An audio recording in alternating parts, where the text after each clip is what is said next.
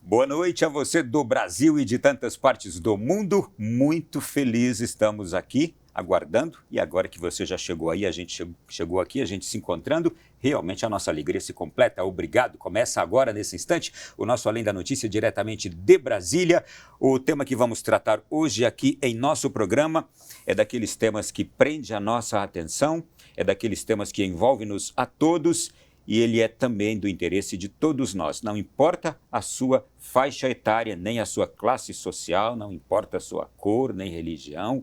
O assunto de hoje diz interesse a todos nós. O tema escolhido por nós foi este: suicídio.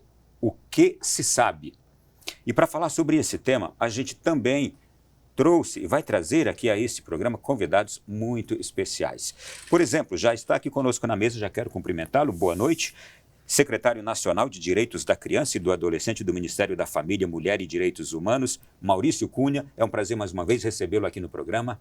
Muito obrigado, é uma alegria estar falando com vocês novamente. A gente quer saber como o Ministério da Família, através de suas secretarias, tem se preocupado, tem realizado ações de prevenção a este tema de grande preocupação para todos nós, e o secretário Maurício está aqui para isso. Também receberemos aqui no nosso programa essa noite, já quero cumprimentá-la, ela está em casa ainda, a doutora Michele Maba, psicóloga especialista em luto.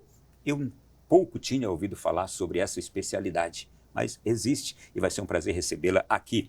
E nós vamos também nesta noite lá para Fortaleza, para conversar com um sacerdote que é psicólogo e que está fazendo um trabalho já há alguns anos na Arquidiocese de Fortaleza quanto à saúde psicológica no clero. A preocupação dele é com as mortes por suicídio que têm ocorrido no clero. Um assunto pouco falado, que a gente até fica sem muito como falar, sem jeito de falar, mas que a Arquidiocese de Fortaleza tem feito um trabalho belíssimo e que merece ser mostrado aqui ao longo do nosso programa de hoje. Pois bem, começando já este nosso tema da noite de hoje, eu apenas faço a seguinte introdução. Quase 800 mil pessoas morrem por suicídio todos os anos, de acordo com a Organização Mundial de Saúde, e essa é a segunda maior causa de morte entre jovens de 15 a 29 anos, atrás apenas para acidentes de trânsito. São estatísticas alarmantes? São. No entanto, é um assunto ainda pouco discutido na nossa sociedade, segundo a própria OMS. Por mais solitário que este ato extremo, o suicídio, possa parecer, ele afeta filhos, pais e mães, maridos e mulheres, amigos, colegas em geral. E aqui no Brasil, nós temos um dado também estatístico, segundo a própria Organização Mundial da Saúde, de que são registradas cerca de 12 mil mortes por ano de pessoas que cometem o suicídio. É por isso, tamanha relevância, que a gente quer tratar esse tema aqui no nosso programa de hoje. Secretário, mais uma vez seja bem-vindo aqui ao nosso programa e eu já gostaria de mencionar que nós estamos agora no Brasil, neste exato momento, começou na última segunda-feira, vai até o dia 30, celebrando a Semana Nacional de Valorização da Vida. É por causa desse tema? Por causa desse tema, a gente está chamando a atenção, na verdade, ao longo de todo o mês de setembro, né? O nosso Setembro Amarelo. Mas é lógico que é um tema que a gente deve falar o ano todo. Todo dia deve ser amarelo, né? O mês de setembro é o mês que a gente tira esse tema da invisibilidade, conversa sobre alguns tabus, como você mesmo diz, a sociedade precisa falar mais sobre isso, precisa olhar as causas, por que tantas pessoas estão tirando a própria vida, por que crianças e adolescentes estão provocando lesões em si mesmas, né? Se automutilando. Por que o suicídio chega a ser, como você afirmou, a segunda causa mortes de adolescentes e jovens no mundo? Alguma coisa está errada com a nossa sociedade e a gente precisa nadar contra a maré e reverter esse quadro. É muito triste e é um tema, na verdade, de interesse de todos, é um tema de proteção da infância, de proteção da vida, o nosso bem supremo, o nosso direito fundamental.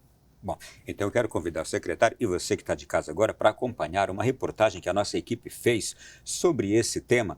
E ficou uma reportagem, mas muito bem conscientizadora, tanto alarmante, quanto também, ao mesmo tempo, responsável para nos trazer a importância dessa realidade. Acompanhe. A campanha Setembro Amarelo vem alertar a sociedade sobre a importância de agir o mais rápido possível para salvar vidas. De acordo com o Anuário Brasileiro de Segurança Pública de 2021, no Brasil, em 2020, foram registrados 12.800 casos de suicídio, o que representa 1 a cada 46 minutos. A depressão é uma das principais causas que leva ao suicídio. Lígia Oizumi descobriu a doença há 12 anos. O estresse profissional causou uma angústia profunda. Para virar a chave da vida, ela procurou ajuda profissional e espiritual. Eu cheguei nos momentos de chegar na empresa, 7 horas da manhã, e ter crise de choro e não conseguir sair do carro. E nesses momentos eu rezava muito para Deus tirar aquela angústia e aquele aperto no peito que eu tinha. Foi quando a minha mãe me obrigou a ir ao psiquiatra e eu consegui me medicar, consegui entender a importância do psicólogo também na minha vida. E aí eu consegui virar a chave. Foi um momento em que Deus me mostrou assim, como se Ele falasse para mim: Lígia, esse é o momento de você se cuidar. Diene Galantini também passou pelo desafio da doença, mas superou a depressão a partir de pequenas atitudes que fizeram a diferença. Eu comecei a me alimentar bem, olhar o exercício como parte do meu tratamento, então todo dia eu tentava fazer um pouquinho. Busquei grupo de apoio, que eu consegui conversar com outras pessoas sobre o que estava passando por mim.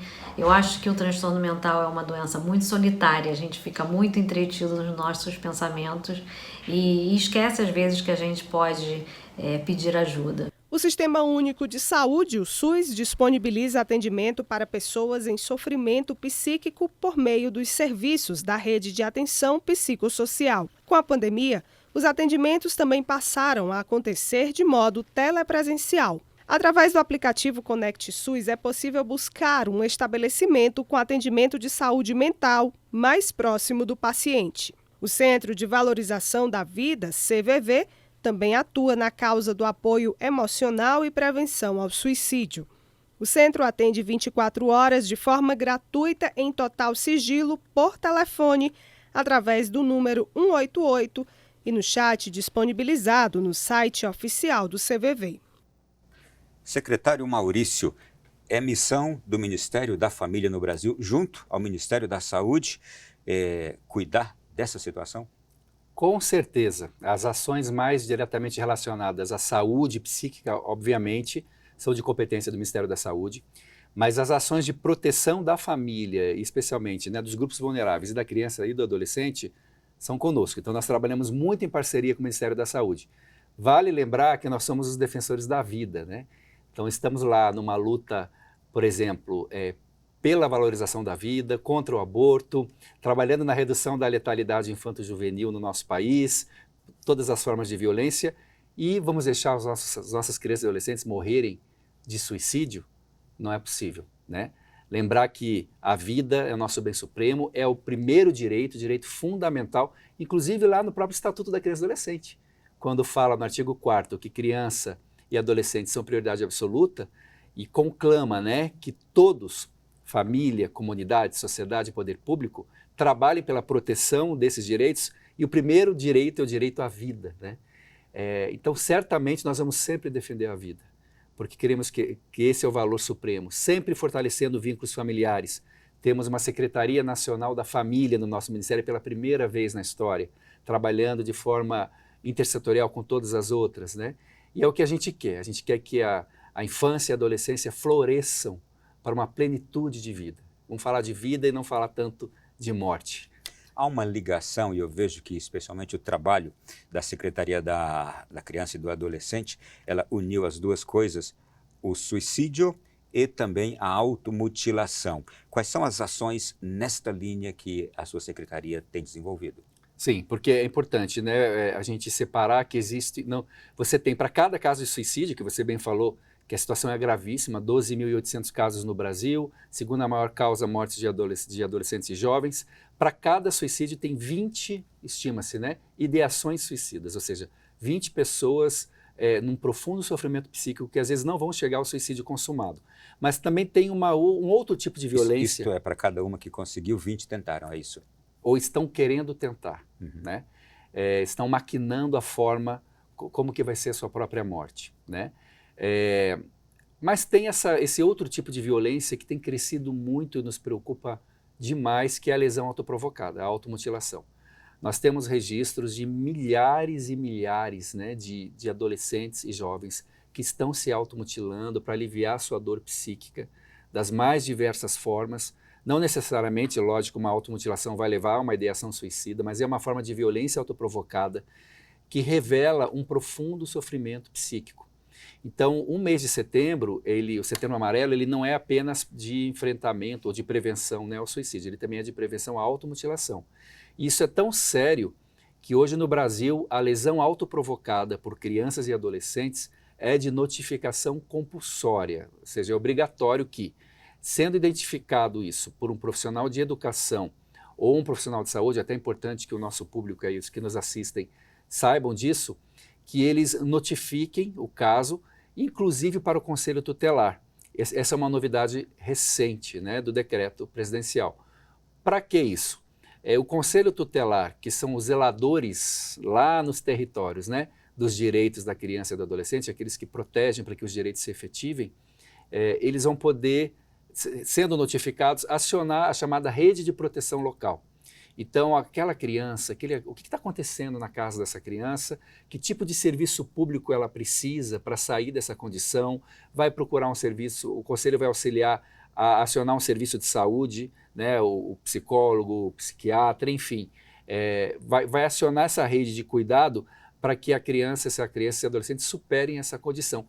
Que a gente sabe que um suicídio, em 90% dos casos, ele é evitável. Né? Se as pessoas da rede ali de relacionamentos identificarem que aquela pessoa está nesse nível de sofrimento psíquico, com algumas ações simples, essa morte pode ser evitada. Bom, e vocês têm uma rede de proteção à criança e ao adolescente. Como é que funciona? Exatamente. A gente tem nos territórios, né, os profissionais de educação, profissionais de saúde, de assistência social, principalmente. Todo o sistema de justiça, né, as varas da infância, Ministério Público, Defensoria Pública, todos esses órgãos juntos, trabalhando de forma intersetorial, são aquilo que a gente chama na própria legislação de Sistema de Garantia de Direitos, compondo a rede de proteção da criança e do adolescente. O que nós estamos fazendo hoje, está acontecendo agora, se os nossos telespectadores acessarem agora o nosso portal, nós criamos uma Escola Nacional dos Direitos da Criança e do Adolescente, ENDICA, ENDICA, ENDICA, né? Se você acessar lá, endica.mdh, de Ministério de Direitos Humanos.gov.br, vai ter um rol de cursos de capacitação para a proteção da infância brasileira. São cursos totalmente gratuitos, totalmente virtuais, é uma parceria com o PNUD, com a Universidade de Brasília. A pessoa que fizer pode fazer lá, só precisa ter acesso à internet. Ela faz na hora que ela pode, ela cumpre a carga horária, vai fazer uma provinha de conhecimentos e vai receber o certificado em casa. Isso conta até para o currículo, né? Nós já tivemos quase 20 mil alunos. E agora em setembro, a boa novidade E quem são esses alunos? Pode, qualquer pessoa. Você está vendo, nos assistindo aqui agora, você não precisa ser um conselheiro tutelar, um professor. Se for, é muito bem-vindo também. Mas simplesmente um pai, uma mãe, que querem aprender mais sobre proteção da infância, os direitos da criança e adolescente, como prevenir a lesão autoprovocada, os cursos estão disponíveis para todos gratuitamente. Né? A gente quer disseminar isso na sociedade. E eu fico pensando o seguinte, os senhores estão pensando em toda essa rede de proteção para se chegar, por exemplo, a um entendimento do que leva uma criança, um adolescente, a atos como a automutilação e o próprio suicídio, né? Exatamente, são questões, a maioria dos casos vem já de outras doenças, né, psíquicas que precisam ser tratadas. Importante o que a reportagem nos apontou, né, de procurar ajuda profissional. Isso aí não é uma questão moral no sentido de você levar o julgamento para alguém que está nessa condição, né? É momento de acolher, de receber, de dar amparo, não ir com julgamento nem com moralismos. A pessoa está doente, ela está num sofrimento psíquico. Aliás, todos nós podemos passar por isso em algum momento da nossa vida, né? E os cursos que a gente lançou agora em setembro tratam especificamente desses dois temas. Tem um curso de 20 horas só sobre prevenção da automutilação e um de 40 horas de prevenção ao suicídio em parceria com o Ministério da Saúde. Para você ter uma ideia, Ronaldo, só o curso do Ministério da Saúde específico sobre esse tema já teve mais de 122 mil alunos. Então, a gente está disseminando esse conhecimento Brasil afora para que a gente trabalhe na reversão desse quadro do nosso país. Eu estou louvando aqui a sua presença no nosso programa para trazer para a gente uma informação tão preciosa como essa. Por exemplo, deste curso com o Ministério da Saúde, o senhor falou de um outro também com a UNB, é o mesmo? São dois cursos. São dois cursos. Um só sobre automutilação e outro só sobre suicídio. Mas se você entrar, inclusive não é só os cursos, se vocês entrarem lá no nosso portal... E são cursos virtuais, as pessoas podem fazer de casa. Gratuitos. A qualquer hora? Qualquer hora. Elas têm que cumprir a carga horária. E ainda terão um certificado, por exemplo, da Universidade de Brasília, do Ministério da Saúde.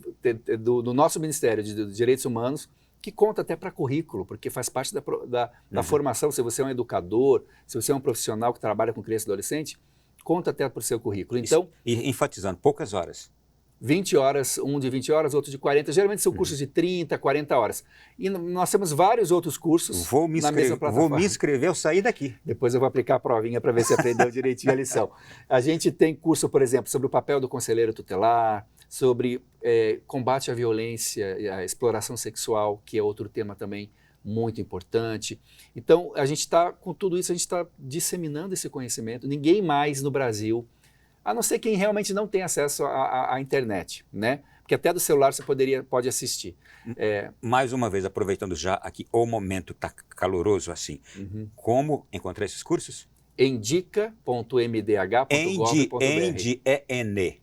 N de Escola Nacional dos Direitos da Criança e do Adolescente. Endica. É uma inovação aqui da nossa Secretaria Nacional, em parceria com o PNUD e a Universidade de Brasília. São cursos que a gente quer convidar vocês a fazerem, a participarem, a opinarem. Inclusive, a gente lançou 300 vagas de especialização e 30 de mestrado, mas já foram completamente ocupadas. Esperamos poder vir aqui para lançar outras possibilidades para quem quer se qualificar para o nível ainda muito mais profundo, né? Porque quanto mais a sociedade conhecer sobre o tema, né, nós vamos ser mais eficazes na reversão desses quadros. Infelizmente, o nosso país é um dos que mais tem casos de automutilação e suicídio. E a gente precisa trabalhar aí para reverter essa situação. Secretário, a gente está agora na Semana Nacional de Valorização da Vida. Na abertura dessa semana, na abertura do evento, a ministra Damares, que é a ministra desse ministério que compõe essas secretarias todas, ressaltou que a prevenção ao suicídio e à automutilação devem continuar por todo o ano. Isto é, todos os meses, todos os dias são amarelos. O que ela quis dizer com isso? É um tema que a gente não pode baixar a guarda. Aliás, as famílias estarem atentos aos comportamentos, né, dos seus adolescentes, principalmente dos jovens, se estão muito isolados, se estão repetindo por muito tempo, por mais de 2 semanas, por exemplo, frases chaves que podem causar preocupação, tipo, eu tenho vontade de sumir, eu quero desaparecer, eu tinha vontade de dormir e nunca mais acordar. Todo mundo fala isso um dia da vida. Mas se isso é recorrente, está persistindo por 2, 3 semanas, né? Se aquele adolescente está com um comportamento muito isolado, casos mais graves, inclusive, né, que as famílias percebam, não é bom deixar esse adolescente, essa pessoa sozinha, né, ou com objetos que ela possa até provocar mesmo a sua própria morte, né? Então, são dicas muito simples, mas a principal delas, conversar, acolher, amar, abraçar, estar presente, porque o vínculo profundo, né, um vínculo forte, restaurado, é a melhor maneira da gente prevenir. Há uma programação até o próximo dia 30, nessa Semana Nacional de Valorização da Vida? A gente está fazendo uma série de eventos, uma série de lives. Você pode acompanhar isso pelo site do MDH, tá? Do Ministério da Mulher, da Família e dos Direitos Humanos. MDH, se colocar a sigla na internet, aparece lá. Acha muito fácil lá. A gente já fez uma, inclusive com a participação do Ministério da Saúde, vários secretários, vai ter outras com técnicos especialistas. Até o dia 30, a gente quer batalhar muito em cima desse tema. Importante dizer também que lá na plataforma da Endica e também do próprio Ministério da Saúde, né, na Universus, que é a plataforma de formação deles, não tem apenas cursos, tem materiais. Então você pode baixar gratuitamente cartilha para educadores, por exemplo. Como trabalhar esse tema com as crianças e adolescentes, para pais. São materiais que estão disponíveis, a gente quer que haja milhares, milhões de downloads, para que, de fato, esse tema possa ser cada vez mais disseminado aí na sociedade. A gente teve recentemente, e a mídia deu ampla divulgação a um caso de suicídio de um adolescente através do mundo virtual, do ciberbullying, não é? Esse ambiente virtual, ele também, os senhores têm conhecimento, é um ambiente indutor a essas práticas? Infelizmente, a internet ela é importante, ela é necessária, mas ela acaba sendo muitas vezes um espaço extremamente violento. Nós estamos muito preocupados com isso, inclusive estamos lançando um observatório da criança e adolescente, focado, parceria com uma universidade federal, focado exclusivamente nas violações de direitos online. E aí a gente pode colocar o cyberbullying também como uma forma muito cruel de violação, né, de violência. E está em tramitação no Congresso Nacional, em decorrência desse fato triste. Inclusive estive pessoalmente, tive a oportunidade com a ministra conversar com a mãe desse adolescente, né, que se suicidou lá na Paraíba, estivemos com a mãe dele. Está em tramitação um projeto de lei do cyberbullying. Mas isso não muda rápido por decreto ou por lei. É importante que a sociedade tenha consciência e que a gente faça aí da internet um espaço menos violento, né? Principalmente contra crianças e adolescentes que estão em fase especial de desenvolvimento. Inclusive isso está na legislação, isso não é só um termo da psicologia, isso é do direito também. A criança está em especial condição de desenvolvimento. Então, a violência psicológica, tipificada inclusive na lei, é uma forma de violência, né? Tem a violência sexual, a física e a psicológica, ela pode trazer sequelas profundas e ser sim um indutor de uma automutilação, de uma ideação suicida ou até de um suicídio consumado. Secretário, o senhor consegue enxergar uma atuação mais efetiva na prevenção, com medidas diversas, por exemplo, nos poderes legislativos diversos do país, câmaras estaduais, municipais, a nossa federal aqui, Senado, o próprio poder judiciário, outras instituições diversas, como, por exemplo, a igreja? A igreja, não vou nem falar, porque para mim... Já é parceira? Já é parceira e para mim seria uma instituição, um organismo, né, como corpo vivo, por excelência, né, de fortalecimento de vínculos, isso é muito importante, de valorização da vida, de uma cultura de não violência e amor, né, porque é isso que a mensagem do Evangelho nos traz. Com relação também ao poder legislativo, a gente precisa de leis mais duras contra agressores, por exemplo. As casas legislativas podem discutir mais sobre esse tema, as audiências públicas que são feitas sobre tantos temas, né? Inclusive a gente tem aí CPIs da vida extremamente violentas, né? Agressivas. Não, a gente tem que, vamos falar de vida, vamos falar de cultura de paz, né? Então, audiências públicas e leis, essas sim, mais rigorosas contra os violadores de direitos, né? E também o Poder Judiciário aplicando as medidas cabíveis para essas pessoas que criam essa cultura de violência e, por exemplo, o cyberbullying, né, que a gente mencionou aqui, e outras formas de violência que tornam, né, a vida de uma criança, de um adolescente, tão difícil, muitas vezes, num ambiente tão violento. Muito bem, olha, nós estamos conversando com o secretário nacional de Direitos da Criança e do Adolescente do Ministério da Família, Mulher e Direitos Humanos, Maurício Cunha. E a temática é justamente essa, as ações, as políticas, o pensamento desse Ministério da Família, especialmente da Secretaria da Criança e do Adolescente, que nos preocupa tanto. Suicídio nessa fase da vida, até os 29 anos, é hoje uma das idades que mais se pratica o suicídio. É preocupante e tem crescido também, além dessa faixa etária, entre idosos, é outra preocupação. Também. Secretário, a gente vai voltar daqui a pouquinho no próximo bloco para conversar. Vamos ter uma outra convidada conosco aqui, a conversa vai ganhar mais corpo ainda. E você que está em casa aí também, segura um pouquinho, a gente vai para o intervalo e já está de volta. De volta aqui na sequência do nosso Além da Notícia desta noite, o tema é suicídio, o que se sabe? Tenho certeza que a gente já está conhecendo bastante, só neste bloco introdutório do programa da noite de hoje, teremos mais 2 ainda, e estou aqui com o secretário nacional de Direitos da Criança e do Adolescente do Ministério da Família, Mulher e Direitos Humanos. Secretário, me chamou a atenção um estudo publicado agora, neste ano de 2021, sobre suicídio e coronavírus, que ele surpreendeu porque imaginava-se que com a pandemia o número de suicídio dispararia no mundo, não é? Em função do vírus. De acordo com as pesquisas, o medo do contágio, o confinamento e as incertezas não levaram ao aumento o número de mortes por suicídio. Os suicídios, inclusive no Brasil, se mantiveram num patamar estável. Em alguns países, como a Austrália, até caíram. E dados deste Anuário Brasileiro de Segurança Pública 2021, que foi divulgado agora em julho, revelam que o número de suicídios no Brasil no ano passado foi 12.800, como noticiamos, e em 2019 ele foi um pouco menor, não é? Então, uma redução de 0,4%, uma estabilidade, não é? Então, era algo que se temia, não se sabia como a pandemia trataria a questão, não é? E a gente tem, pelo boa menos... notícia. Não aumentar é uma boa notícia. Né? Não aumentar é uma boa notícia. Eu acho que muita coisa a pandemia trouxe, de fato, de aumento de violência contra a mulher, por exemplo, mas vamos olhar também que permitiu, num certo sentido, de repente, que as famílias também ficassem mais juntas. Isso aconteceu na minha família, na minha casa, né? E que vínculos familiares também fossem fortalecidos. A gente sabe que a gente estava num momento de muito estresse, de muita dificuldade, mas vamos ver também esse olhar positivo que pode ter contribuído para esse, pelo menos para esse não aumento, né?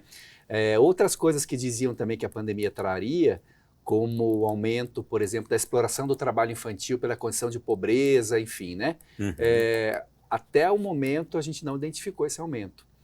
Pelo contrário, diminuíram as denúncias de exploração do trabalho infantil no Disque 100. Então, algumas coisas eu acho que o pessoal também talvez tenha exagerado, graças a Deus, né? Mas nada que a gente também não deva colocar toda a nossa vigilância em cima do problema. O senhor tocou num assunto aqui que está muito ligado à questão também do suicídio, fortalecimento do vínculo familiar.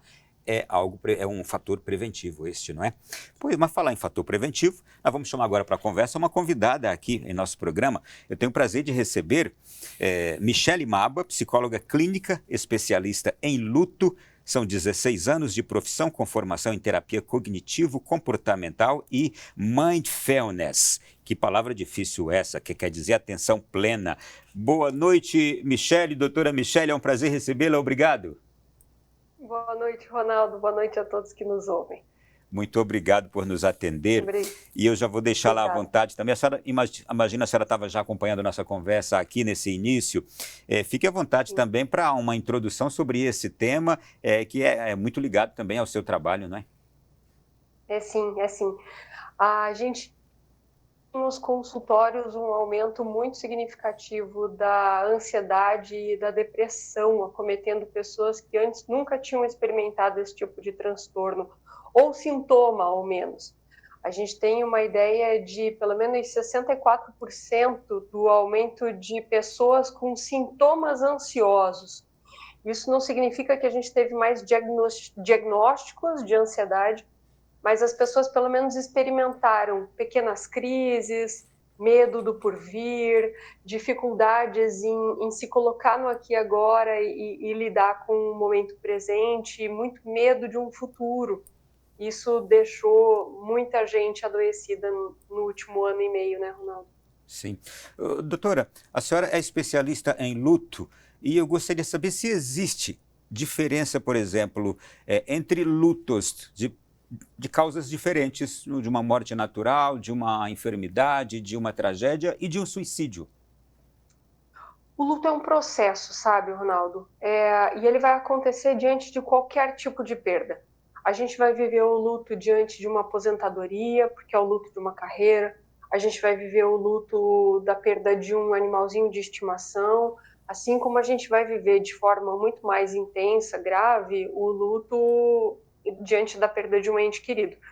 E aí é claro que isso depende da forma como a coisa aconteceu e depende muito também do vínculo que se tinha com quem foi. O suicídio traz um agravante para quem fica sofrendo essa dor da perda. Traz o agravante da gente acabar lidando com os processos de culpabilização, né? É natural já do próprio luto que a gente encontre na raiva uma saída para a expressão de afetos em algum momento. E a raiva, às vezes, é uma raiva que é direcionada para si mesmo, como a culpa, né? A culpa de não ter feito algo por quem se foi. E no luto isso fica muito, no luto por suicídio isso fica muito evidente. Será que eu não podia ter feito nada por essa pessoa que foi embora? Eu devia ter percebido os sinais, eu devia ter ouvido. mesmo porque existem muitas ideias populares a respeito do luto, como cão que ladra não morde, a pessoa que fica ameaçando ela não faz. A gente tem a maioria esmagadora de pessoas que tiram a própria vida, de algum modo comunicaram isso. E a gente tende a achar que isso é uma ameaça vã, que isso é uma forma de manipulação de quem está ali ao redor, mas muitas vezes é um pedido de socorro. E aí isso acaba sendo muito gerador de culpa e complicando, trazendo agravantes para esse processo, né, de cura da dor de perder alguém. Sim. Doutora, isso quer dizer que o luto de uma pessoa que sofre com a perda de um ente por suicídio, ele se torna mais difícil do que outro luto? Ele tem essa característica? A gente não pode generalizar, né? Existem familiares ou amigos, parentes que dão conta do luto por terem em si um preparo emocional, uma fé, né? Ou alguma coisa que as estruture, uma capacidade, uma resiliência para lidar com essas perdas. E às vezes um luto muito difícil, como o luto de um suicídio, pode ser levado de uma forma mais razoável, mais amena, mais madura por algumas pessoas, porque elas em si trazem esse preparo. Então a gente não pode dizer, o luto por suicídio é mais difícil que o luto de alguém que estava adoecido, mesmo porque a gente também está falando de um adoecimento. 97% das pessoas que tiram a própria vida, Ronaldo, elas vivem algum transtorno psiquiátrico, de um modo geral a depressão, né? Ou transtornos que trazem em si sintomas depressivos. E aí existe um adoecimento ali. O que é que complica isso tudo? A morte em si já é um tabu, um grande tabu na nossa sociedade. A gente evita falar, a gente varre essa sujeirinha para debaixo do tapete. Nós não falamos de morte com os nossos filhos quando são crianças. A gente evita tocar no assunto de que a gente é doador de órgão, ou que eu gostaria que eu fosse enterrado ou cremado, eu gostaria, porque parece que é um tema proibido. Né? E aí, quando a gente fala de tirar a própria vida, existe uma condenação social ainda mais grave, né, em cima disso. E aí muitas famílias acabam, inclusive, escondendo que perderam aquela pessoa para um suicídio. Elas contam histórias e aquilo envolve mais culpa ainda, porque existe uma desconfiança e isso é muito delicado nesse processo. Eu tenho mais uma pergunta ainda, que enquanto a senhora fala, me vem aqui tantas coisas. Ao longo da história da humanidade, sempre ocorreram suicídios. E a gente sempre brinca que agora, atualmente, pelos meios de comunicação, pela difusão rápida de todos os fatos, de todas as coisas, se tem conhecimento maior das coisas e se imagina que elas acontecem mais porque se divulga mais. Mas eu pergunto para a senhora, se a gente sempre teve esses episódios ao longo da história da humanidade, agora a gente tem em tão grande número. É uma característica desses tempos o fato de termos em tão grande número? Esse tempo corrobora de alguma forma, o ritmo de vida do mundo de hoje corrobora de alguma forma para que isso aconteça com maior prevalência? Eu não posso trazer esse dado estatístico para você dizendo que isso acontece mais nesse momento, mas sim, aquilo que você me pergunta efetivamente, né, sobre se o tempo moderno, a maluquice que a gente vive, a correria, a rotina, se isso corrobora, com certeza. Lembra quando você me apresentou e falou aquela palavrinha difícil em inglês que quer dizer atenção plena, que é o mindfulness? Mindfulness, por acaso, né, isso vem de encontro com a tua pergunta, é a nossa capacidade de estar mais plenamente no aqui e agora. É uma capacidade de tirar a nossa cabeça do passado, onde a gente fica remoendo memórias e onde a gente não consegue mais mudar fatos e só fica preso em sentimentos, ou tirar a nossa cabeça do futuro, que é a ansiedade que nos faz estar lá. E parece que o tempo moderno é um convite para a gente não estar aqui. Quando a gente está no momento presente, a nossa ideia, infelizmente, atual é distrair através de jogos, filmes, seriados, qualquer coisa que valha, ou de registrar o momento para no futuro poder curtir aquilo através de uma rede social. Então, perceba que as pessoas têm visitado uma grande dificuldade de estar no momento presente, de se conectar com o que realmente vale a pena, com o que realmente é importante. E isso é altamente adoecedor do ser humano. Então, eu tenho certeza que o tempo que a gente vive contribui muito para o adoecimento das pessoas. Eu e o secretário conversávamos aqui no intervalo sobre algo também bastante preocupante, é a pasta dele, lá no Ministério da Família, as crianças, não é? E a gente comentava aqui o fato de episódios tristes, né, secretário? De crianças cometendo suicídio. Eu até perguntei para o secretário, mas como uma criança de 7, 8, 9 anos é capaz de ainda pensar em como fazer isso e como fazer e como pôr em prática um pensamento como esse? O senhor também tem esses questiona também isso?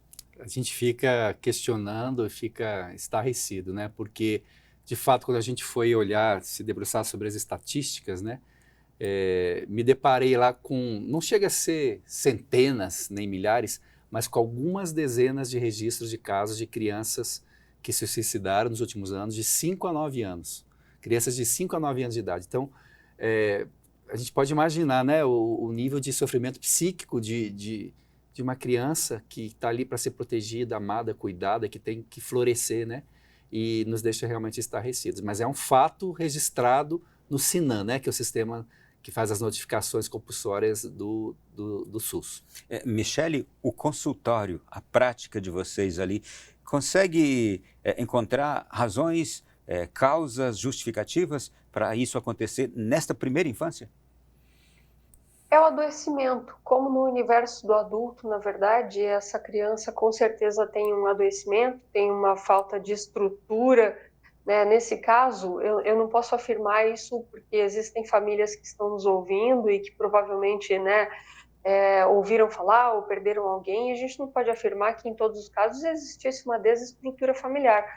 Mas no caso da infância, existe um não olhar para essa criança, muito provavelmente, né? Uma falta de compreensão e de apoio de que ali estava faltando um olhar para a ideação suicida, porque essa também não é uma ideia que nasce de um momento para outro e acaba acontecendo por acaso.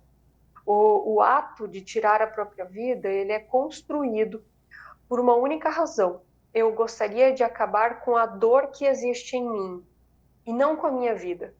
Por acaso, a forma de acabar com essa dor é tirando a minha própria vida. Infelizmente, essa é uma confusão.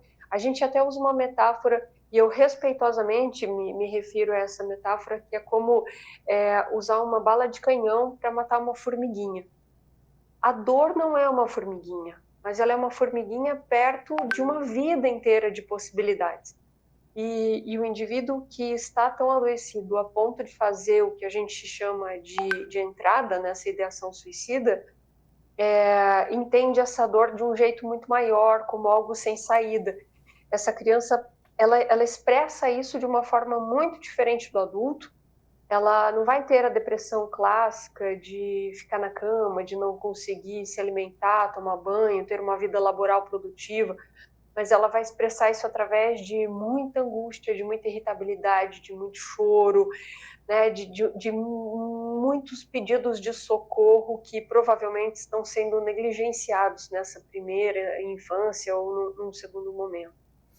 Eu acho que na pasta lá dos senhores no Ministério, como conter essa dor e os diversos sofrimentos a que são infligidas às crianças, que os senhores estão se preocupando lá, inclusive, como a gente falou aqui, nesta rede de proteção da criança e do adolescente, né, secretário?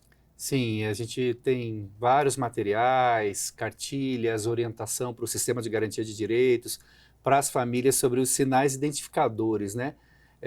Não só no caso, como a gente está falando aqui, de lesões autoprovocadas ou suicídio, mas de que a criança está sendo vítima de algum tipo de violência. Muitas vezes por pessoas de confiança da família, que a família nem desconfia, no caso, por exemplo, da violência sexual, né? A gente sabe que mais de 80% dos casos, o abusador, ele é alguém de confiança da criança ou da família. Às vezes a família confia o cuidado da criança para alguém assim. Essa criança, ela vai manifestar de alguma forma alguns sinais de que ela está sofrendo esse tipo de violência. E aí a importância dessa leitura, desse olhar atento para essa criança. Pode ser, temos uma especialista aqui conosco, a doutora Michele, mas pode ser várias formas de comportamento, de manifestação. E por isso que é importante que todos, né, aí, professores, profissionais de saúde, as próprias famílias estejam atentos a esses sinais. Sim. Michele, quer completar alguma coisa, Michele? Eu ia reforçar o que o secretário disse. Às vezes um professor, um vizinho, alguém que tem um pouquinho mais de distanciamento tem uma capacidade julgadora muito importante nesse momento, porque algo muito drástico vai acontecer, uma mudança no comportamento dessa criança deve acontecer. Embora eu não trabalhe com crianças, a gente sabe que a criança expressa desse modo, né? Às vezes indo muito mal na escola, às vezes mudando o jeito de se vestir, de se comportar, às vezes se tornando um pouco mais agressivo, e aí precisa existir uma investigação ali, porque o núcleo familiar que está muito ao redor, às vezes, está inclusive muito adoecido, é um sistema que já vem capenga, para que algo tão grave aconteça sem o olhar de uma mãe, de um pai, de um irmão mais velho, de uma madrinha, de um avô, de alguém que possa proteger essa criança ali de pertinho. Então a gente tem que ter um olhar muito atento mesmo para as mudanças comportamentais dos nossos pequenos na sociedade como um todo. Eu vou mudar de assunto aqui, voltando à questão do luto, tá, Michele? Para aproveitar algumas questões que eu tenho aqui, que quero fazer para você. As famílias enlutadas, elas precisam reagir, não é? De modo particular, nesses casos de suicídio, em que a família, muitas vezes, as pessoas não aceitam, mas é preciso ter uma atitude de mesmo não aceitando que tenha acontecido aquilo, mas exigir um pouco da sua própria compreensão e buscar reagir?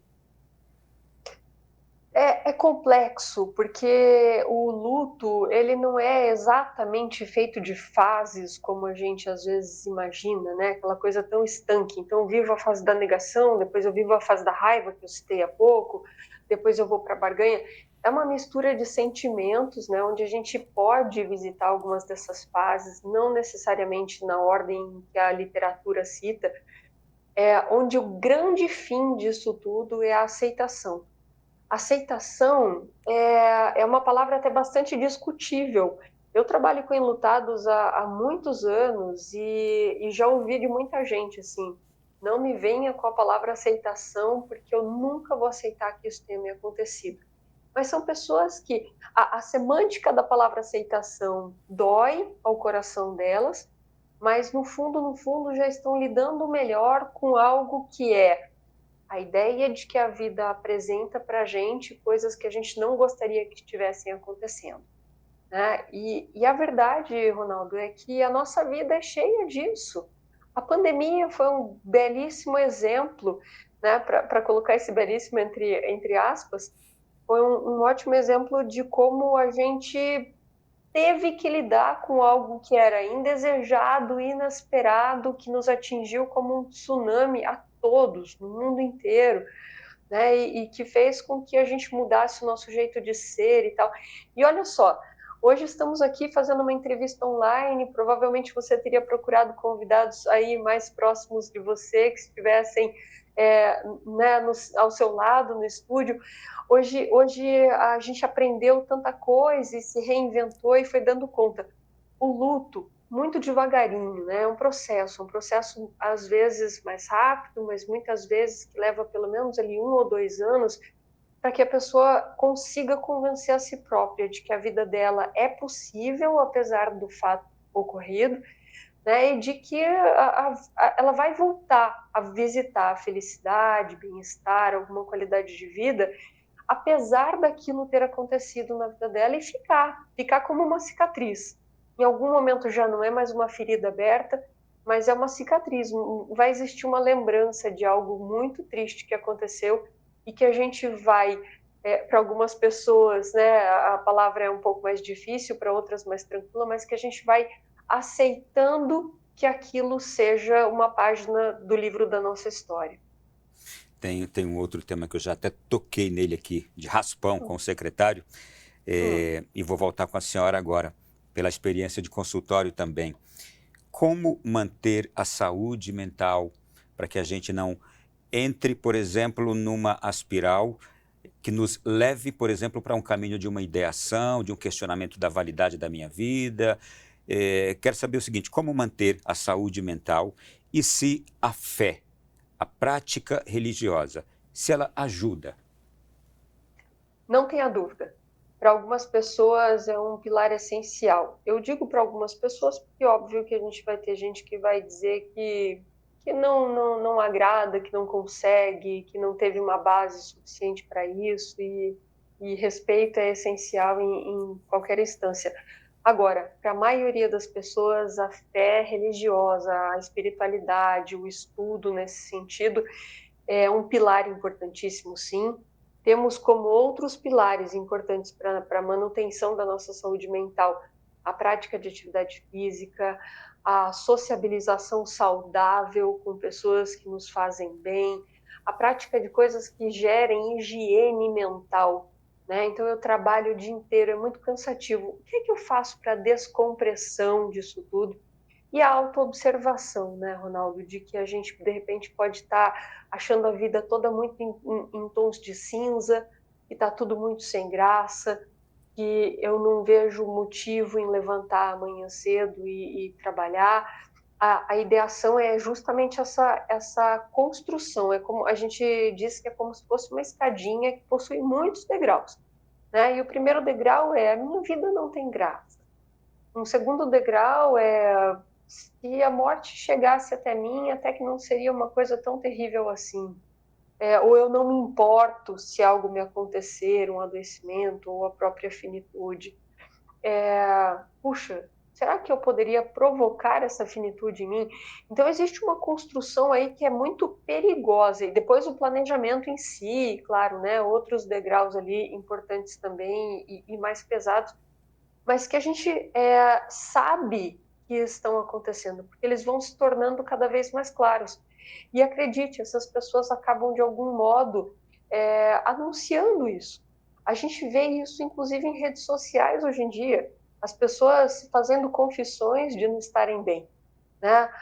Às vezes eu não tenho coragem de dizer para quem eu tomo carona todos os dias, para um chefe, para um amigo, para um vizinho, para alguém de dentro da minha casa, mas eu me exponho lá de algum modo, porque eu me sinto protegido atrás de um computador, de um celular.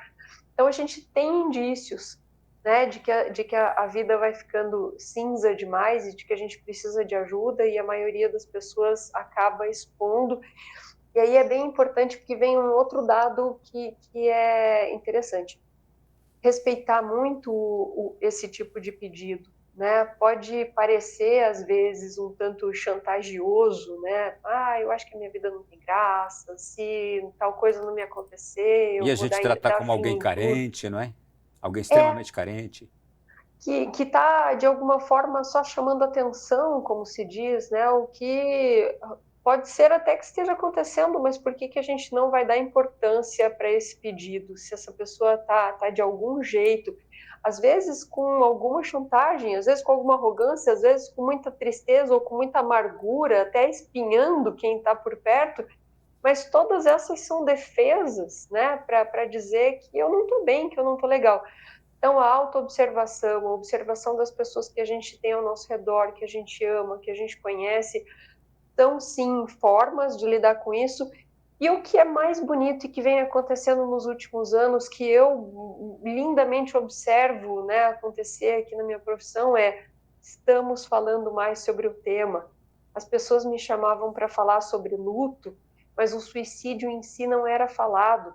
E hoje a gente tem esse Setembro Amarelo lindo, cheio de iniciativas de profissionais da saúde e fora da saúde, profissionais da mídia como vocês, trazendo para a televisão um tema que pode parecer tão doído de ser falado, tão indigesto ou intragável, mas que precisa ser conversado, precisa estar nas nossas mesas de jantar de vez em quando, para que a gente deixe de ter isso como um grande tabu, né? É uma grande forma de lidar com a nossa saúde mental também.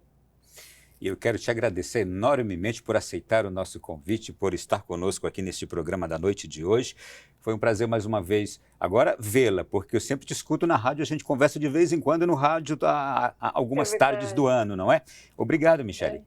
Obrigada a você pelo convite, desejo uma ótima noite a todos. Fique com Deus, boa noite aí para todos os curitibanos, não é? E bem, a gente neste segundo bloco agradece a Michele Maba, psicóloga clínica especialista em luto. E, secretário, eu gostaria de aqui encerrar esse bloco com o senhor tratando ainda de mais um assunto. O que é a política de prevenção à automutilação, que é preocupante entre as nossas crianças e os nossos adolescentes e que eu imagino que pode ser até um caminho que leve também a uma prática suicida?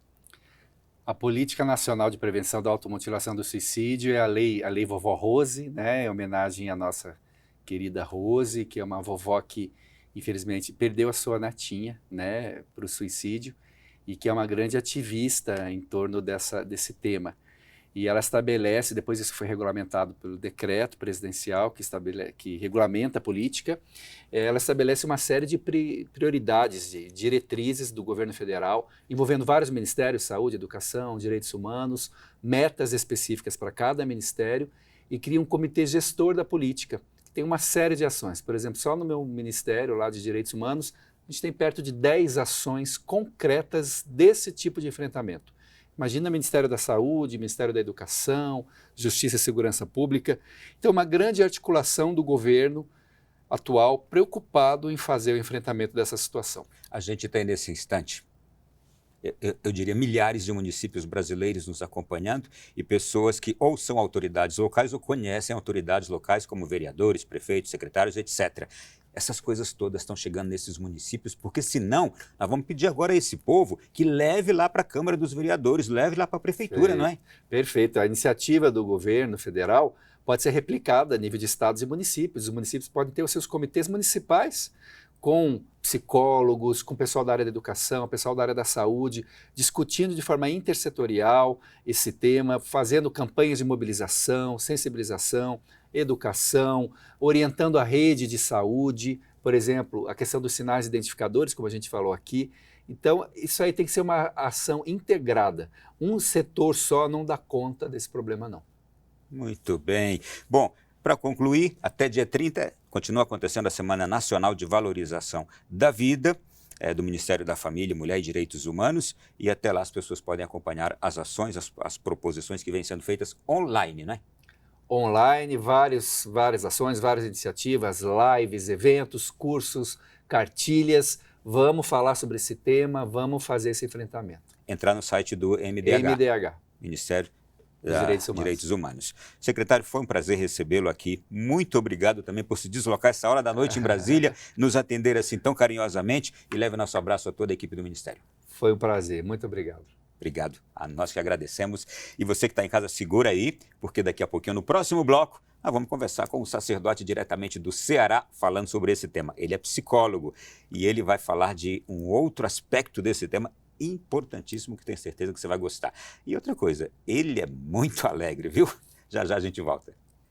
Aqui no Além da Notícia, sempre surpresas muito agradáveis. Os nossos convidados são sempre um presente para todos nós, né? Com a riqueza do conhecimento que cada um traz em si.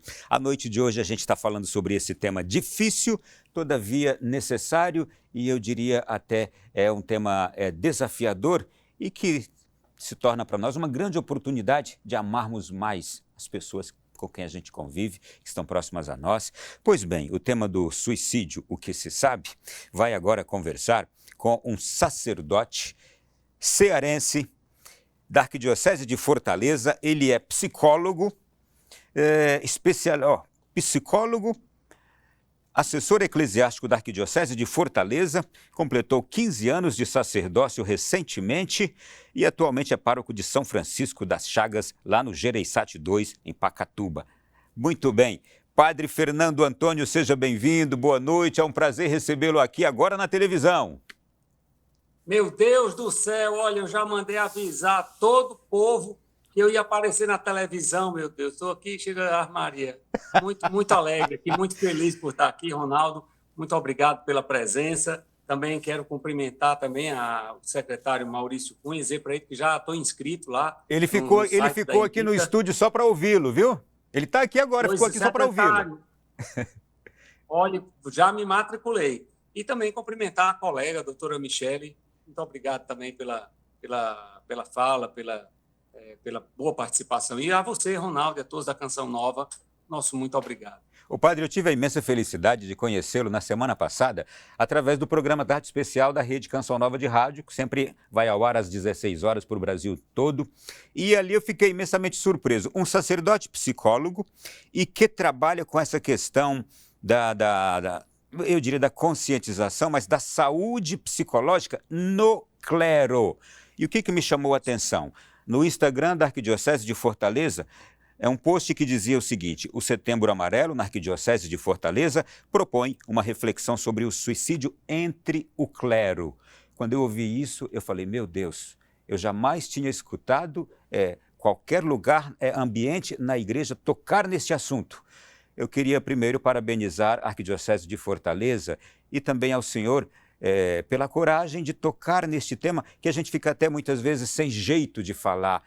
Suicídio no clero. Quando morre um sacerdote, é uma dor tão grande e a gente não sabe como abordar a questão. Por que o senhor entrou nessa? Muito bem, excelente pergunta. Nós temos percebido, junto à Comissão do Clero, uma necessidade de fazer um momento de formação junto aos nossos padres, e nós, anualmente, assim o fazemos.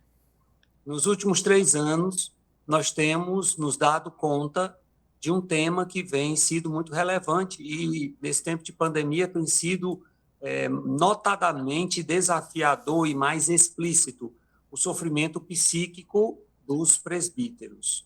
Tanto é que, como já disse, nesse último triênio, nós temos debatido profundamente sobre essa questão.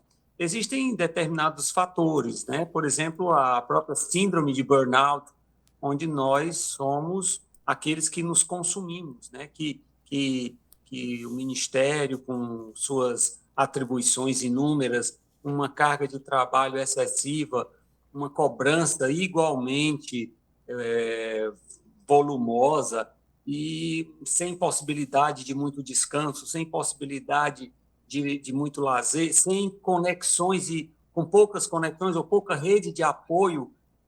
Eu não quero dizer que não exista, mas essa é a percepção de quem passa pela perspectiva, que acaba sendo uma construção acumulativa, né? Então, isso tudo gera uma perda de sentido da própria vida, do próprio ministério, e nós ficamos muito atentos. E diante dessa realidade nacional, né, eu diria mundial, porque a cada 40 segundos uma pessoa efetiva, né, uma tentativa de suicídio, e nós pensamos também em dar subsídios e resposta ao nosso clero nesse sentido de que o padre também adoece. O padre, na sua humanidade, né, ele também adoece. Ele adoece, inclusive, psiquicamente.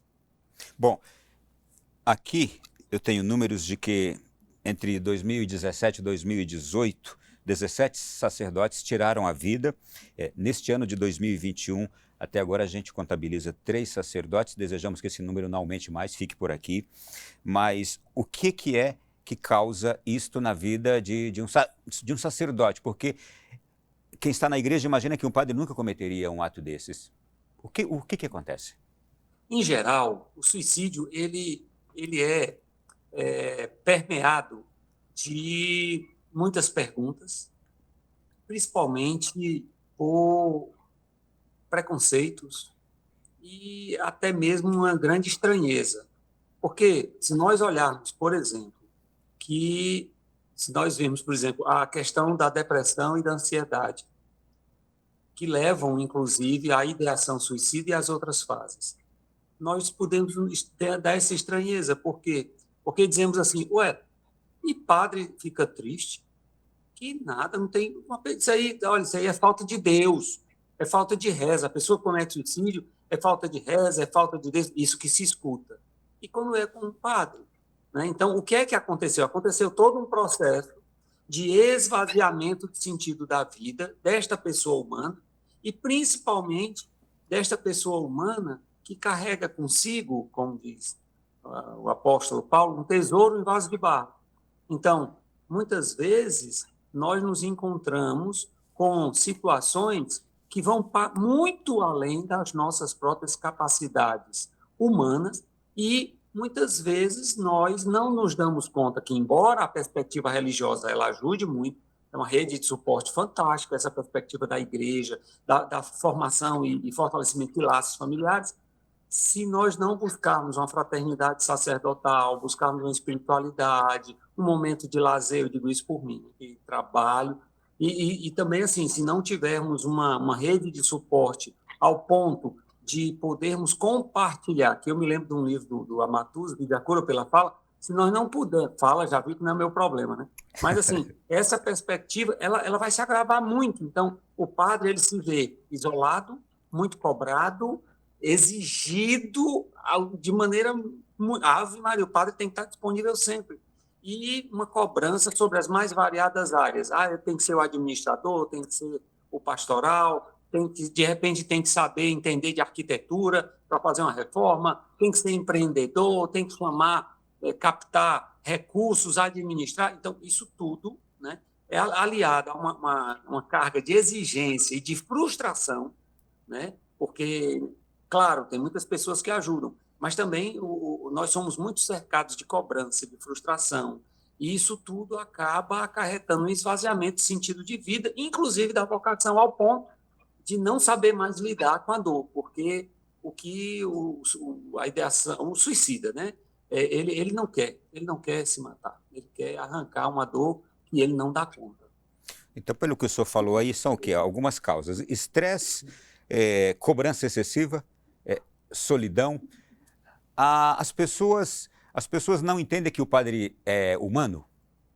De forma alguma. Eu diria que uma coisa que eu costumo falar muito é assim: por favor, me ajude, né, a não esquecer que eu sou humano. Então, em geral, acho que por nós carregarmos essa maravilhosa graça do sacerdócio, por sermos consagrados, ou seja, por sermos escolhidos por Deus, por carregarmos esse poder divino nas nossas mãos que abençoam, que confortam os doentes, que abençoam os matrimônios, que entregam Jesus ao povo santo de Deus, enfim, por meio dos sacramentos, são as mãos do padre que levam esse conforto, essa presença de Jesus. Mas isso, se não tomarmos cuidado, eu diria nós também, porque nós podemos cair numa armadilha de nos acharmos super-heróis, né? E, por outro lado, o povo nos vê dessa maneira como pessoas que não choram, que não têm saudade, que não passam por um processo de luto, né? Porque a doutora Michele falava, né? Pode ser a perda de um animalzinho, pode ser um filho que não nasceu, pode ser um rompimento afetivo, pode ser uma transferência de paróquia, tudo isso são perdas, né? São perdas que nós vamos tendo que elaborar e nós, humanamente falando, podemos não nos dar conta. E aí vem a questão da importância de uma rede de suporte, a importância de termos um apoio sem julgamento, do tipo, valha, o senhor está triste por quê? Não, porque hoje o dia está tão ruim. Não, o senhor não pode, não, o senhor é padre. Eu digo, oi? Então, assim, por favor, né, vamos acolher os nossos padres. Eu diria até assim, um pouco mais de compreensão empática, né? Porque muitas vezes, né, a gente não consegue nem receber um bom dia, boa tarde, boa noite. Padre, pelo amor de Deus, olha isso aqui, eu quero reclamar. Aí eu paro, boa noite, como é que é o nome? Tudo bem, aí eu dou logo uma reduzida de velocidade na minha aceleração, eu digo, posso lhe ajudar? A pessoa, padre, desculpa, eu nem cumprimentei. Sua bênção, Deus te abençoe. O que é? Então, hoje nós vivemos um processo de uma vida tão acelerada, aliás, até o WhatsApp está acelerado agora, né? Então, assim, está tudo tão acelerado que nós não estamos tendo oportunidade de viver o aqui e agora, de viver os processos. O quê? Padre tira férias? Cadê o padre? Não, tirou 2, 3 dias para descansar. E padre descansa, quer dizer, existe toda uma cultura daqueles que têm que estar sempre à disposição, não podem, né, sentir nada, não podem adoecer. Isso é muito adoecedor. O que aconteceu? O que aconteceu quando sua mãe morreu? O senhor foi lá, né? Eita. Pois é, mãezinha morre em abril, né? E eu tentei tirar uma semana minimamente para estar junto com os meus e recebi pelo WhatsApp, né? E aí, o senhor volta quando? Era o segundo dia. Então, assim, essa elaboração do luto, né? Ela é algo muito impactante para nós, né? E aí, assim, a gente se vê mas isso se vê numa realidade de muita estranheza. Eu tiro, por exemplo, as pessoas me veem no mercantil e dizem assim, o que é que o senhor está fazendo aqui? Olha, eu penso em 5 respostas possíveis, sabe? Mas aí eu olho assim para o lado, para o outro, estou fazendo mercantil. E padre faz mercantil? Eu digo, faz, porque quando a gente enjoa de comer hóstia, só hóstia, água benta, a gente vem fazer mercantil. Quer dizer, então, né, essas coisas, né? Eu tive uma criança que olhou para mim, eu estava indo para o cinema, eu gosto muito de cinema, na época que tinha mais frequência, ela olhou, parou assim, arregalou os olhos, o padre. Aí eu disse, pois é, vim ver aqui o Batman, e você? Aí ela olhou e disse, mamãe, o padre pode, né? Então, quer dizer, pode, a gente pode, né? Eu parei um pouco, mas vou voltar, né? Eu sou meio maratonista, crossfiteiro, gosto de puxar uns ferros. Então, assim, quando as pessoas me viam correndo, a minha maratona, eles diziam, meu Deus, o padre. Eu digo, pois é, não vou poder parar não, que eu estou correndo. Aí estava lá. Então, assim, é uma estranheza, né? Mas, né, é aquilo que nós víamos. Por favor, nós somos também seres humanos. Eu sei que o senhor faz programa de rádio, o senhor é assessor eclesiástico da Arquidiocese, o senhor é psicólogo, o senhor é pároco, o senhor faz muitas coisas. Eu tive muita dificuldade de recontatá-lo novamente devido a tantas coisas que eu sei que o senhor faz. Como é que o próprio padre pode se ajudar? Muito bem. É importante termos uma vida comprometida conosco, com esse autocuidado. Tempo, quando eu digo tempo, não necessariamente de quantidade, mas de qualidade. Um tempo de qualidade para rezar, para ter bons hábitos. Por exemplo, eu gosto de ler, eu crio peixe, eu gosto de vinhos. Valha-me Deus, o padre bebe. Sim, Jesus também bebia vinho. Então, né? Então, assim, ter um hobby, ter amizades, principalmente amizades, pessoas em que nós não nos sintamos julgados, avaliados, medidos, pesados, né? Ter pessoas que nós sintamos que podemos ser amigos, que podemos, inclusive, confidenciar, né? Ter uma proximidade com o nosso bispo, uma proximidade com os nossos irmãos do presbitério, uma proximidade com o povo. É claro que, diante de tantas atividades, nem sempre, né? Eu me lembro muito de um livro do Donald Cousins, A Face Mutante do Sacerdócio, em que ele abordava uma ideia muito interessante. Essa imagem do sacerdote, aquele que está ali sentado na cadeira, ali todo o tempo, esperando a demanda da paróquia. Infelizmente, nós vivemos um outro tempo, né? Eu sei que seria muito bom a gente dizer assim, eu vou ali na casa paroquial que o padre vai estar.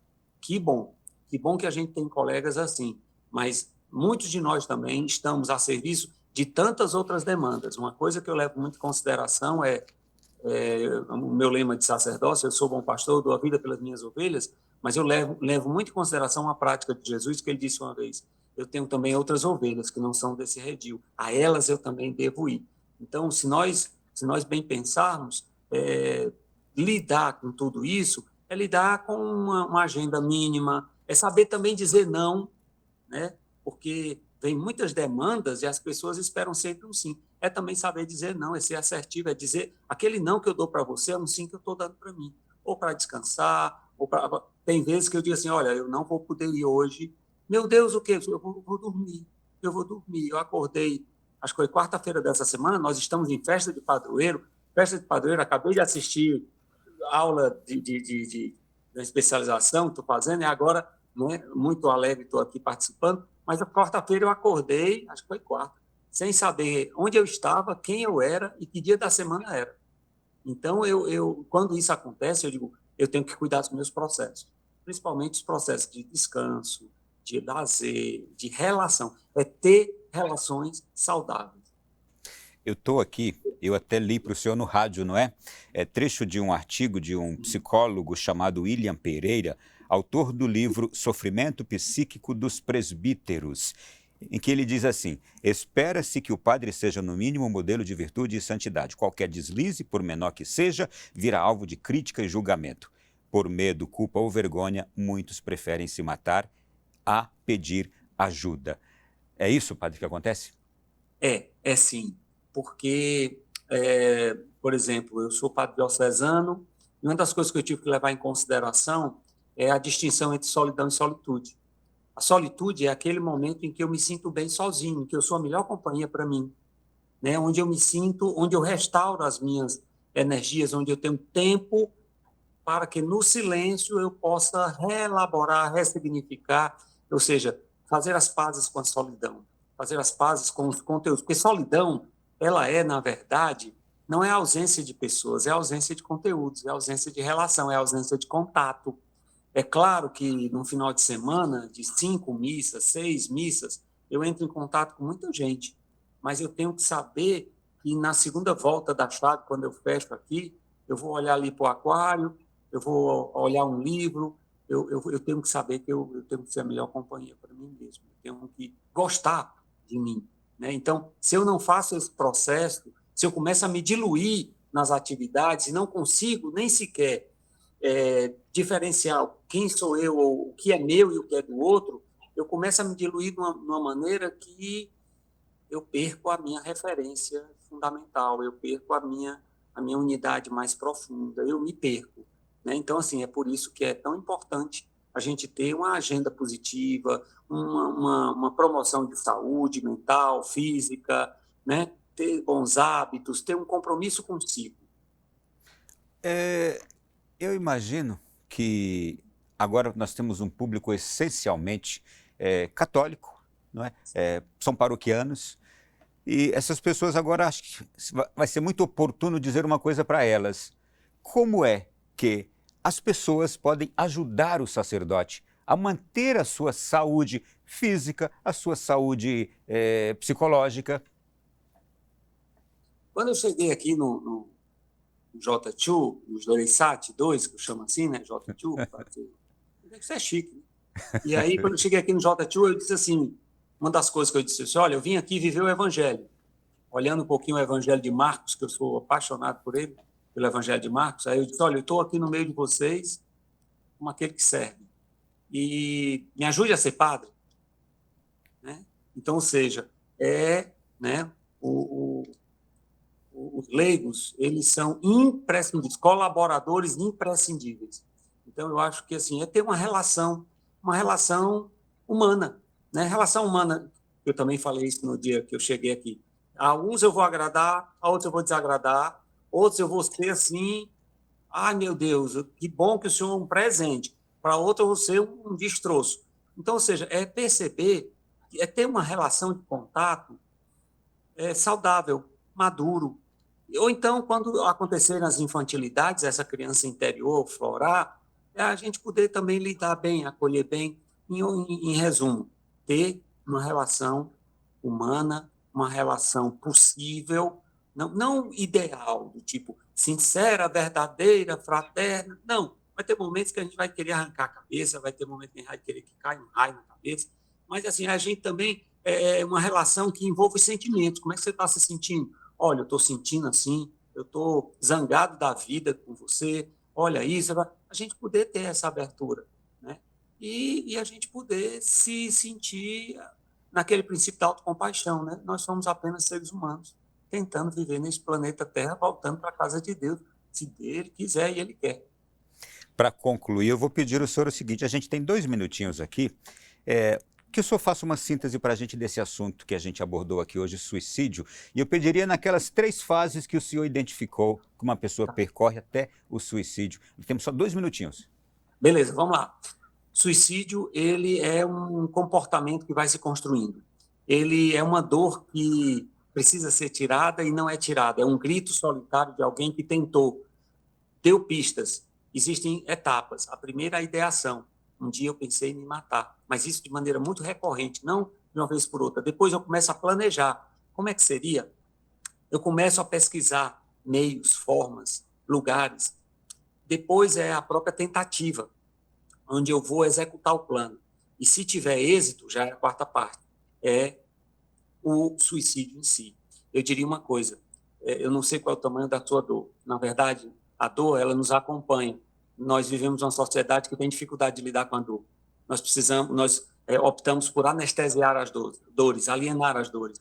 E é por isso que sofremos mais. Eu não sei qual é o tamanho da sua dor, mas eu digo a você, entre em contato com a sua dor. Quando ela doer demais, até o ponto que você achar que não aguenta, ela vai passar. Então, lide com as suas dores, lide com as suas frustrações, seus sentimentos. Sentimentos são chaves preciosas. Hashtag, tamo junto. Hashtag, fica com a gente. Hashtag, você não tá sozinho. Antes de eu lhe pedir uma bênção final aqui nesse programa de hoje, o que o senhor faz mais? O senhor é surfista, o senhor toca, o senhor canta, o senhor joga alguma coisa?